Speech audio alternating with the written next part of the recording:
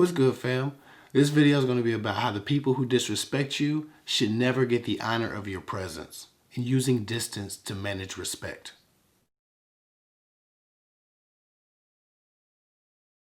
Listen, as a man, if you don't respect me, you either gonna see these hands or you gonna see the back of my ass as I'm walking away. Far too many people go home to spouses or show up to jobs every day that they get mentally abused by. Many times even worse. Frequenting those people and those places is never a good idea, and it's never good for your mental health overall. Not enough of us are playing the long game when it comes to mental health. Many times, if around people who are toxic to you, at a conscious or even at a subconscious level, you start to identify with the ideas about you presented to you. If you receive a certain type of treatment for long enough, you'll start to feel deserving of that treatment, whatever it may be. Now, we all see and understand this concept when looking at a person who's experienced privilege for a very long time. They often get used to and therefore entitled to receiving the best from others or favors from others, or people actually like listening to them and doing what they say. They get a little bossy. They get so used to getting their ass kissed because of status that they start to look down on people over time. Now, again, this doesn't happen to everybody exposed to privilege, but it's a common thread and we all recognize it. They have their nose in the air a lot of times, and then they look down on the help. We witness this entitlement among celebrities, athletes, and very attractive people who are not only used to acceptance, but have become used to servitude and favor from people as well. Even though we've recognized this, very rarely do we ever even consider the equal and opposite extreme. Very rarely do we take into account the damage and influence that occurs with very consistent disrespect or indifference from people around us. This is something I recognized when I was very young, and so I always tried to avoid it. I don't deal with people who are disrespectful to me. Hell, I don't deal with people who are indifferent to me. People who entertain those behaviors ultimately sometimes become connected to that treatment. They start to identify with how they are treated instead of who they believe they are and who they can be. Take indifference, for example. Story time. For me in high school, there was a very beautiful, highly respected woman who appeared never, ever to notice me at all. And I'm not talking about she didn't recognize me or acknowledge me as a handsome guy. I'm talking about just as a human being in general. She just never acknowledged my presence whatsoever. There were many times where she would speak to the person right next to me for several minutes, but never would acknowledge that a person was standing next to them. Never acknowledged that I was there at all. Her eyes wouldn't look my way. Her gaze wouldn't even avert if she had to look around me to look at something else. It was like I was invisible to her. I was made of glass.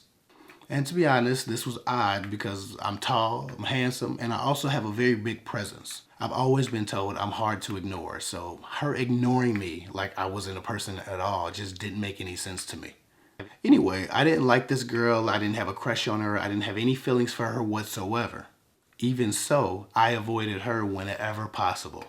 I refused to be around her at all, not because I was hurt or because I cared, but because I never wanted to adjust to feelings of indifference toward me. I never wanted to get used to that and start to identify with that. I never wanted to get used to being ignored or being treated like I was insignificant. And that was because, just like abuse or disrespect, indifference also teaches you how to feel about yourself. When at all possible, go where you are celebrated, not tolerated. Frequent atmos energies and social circles that reaffirm a positive self-image. And that's because it trains you to feel significant. It trains you to feel important. If you're in school or work environments, just go where the love is first and get used to that. So many people share unnecessary space with people who are either indifferent or flat out disrespectful to them. They do this on a regular basis and then wonder why they don't feel more self-supporting. They wonder why they feel lame or forgettable, or why their self-esteem suffers for no good reason. When you want validation from a source and it's refused for long enough, you start to feel as though you don't deserve it, that you aren't worthy of it. This is one of the reasons why bullied kids often kill themselves or harm themselves. They are exposed to disrespect and rejection and hatred on such a regular basis that they start to identify with their abusers. And yes, I know, to build strength and resilience in ourselves, we must be exposed to some kind of rejection, some kind of hardship. Indifference, disdain, trauma, disappointment, etc. They build character.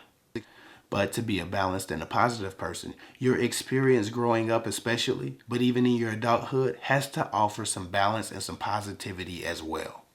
And to be honest, as many of those experiences that depend on you, they should be positive. And that's important because just like a sponge, we absorb our experiences and they leak back out of us at some point. What goes into a man will ultimately come out of him. I say all that to say this. The people who are indifferent to you, the people who mistreat you, the people who disrespect you, they shouldn't get the honor of your presence. I don't care if they're an acquaintance, family, friends, or your spouse or your partner. Remove yourself from the presence of anyone who doesn't treat you the way you feel you need to be treated. Your absence may teach them how to honor you a little bit better if they care to do so at all. And it will protect you from enduring the type of trauma that slowly over time creeps into your self-image and rearranges it. You're better off losing friends, quitting jobs, or breaking up with people than to acclimate yourself with the feeling of being less than anyone. And again, if someone makes a habit out of disrespecting me or being indifferent to me, all they're going to see is the back of my black ass as I'm walking out of their life or out of their presence. Oh, and people going to say, well, sometimes you just got to forgive. You got to live and let live. Listen, a forgiveness or living and let living is going to subjugate me to more toxicity, to more abuse, to more neglect, to more disrespect, then I don't need that shit either. Only entertain people who respect you and set a tone of love and consideration. And in receiving that, it's your job to match that. Give what you would hope to receive from others. Use distance to protect yourself from growing accustomed to mistreatment, toxic family members included. No one should be allowed to keep wronging you and expect to stay around you. Don't raise hell, don't engage in any drama, just separate yourself. Once you realize there's no change in sight, your stability depends on it. Anyway, that's all I got for now. Follow me at KevHick24 on Instagram. I'll get with y'all later.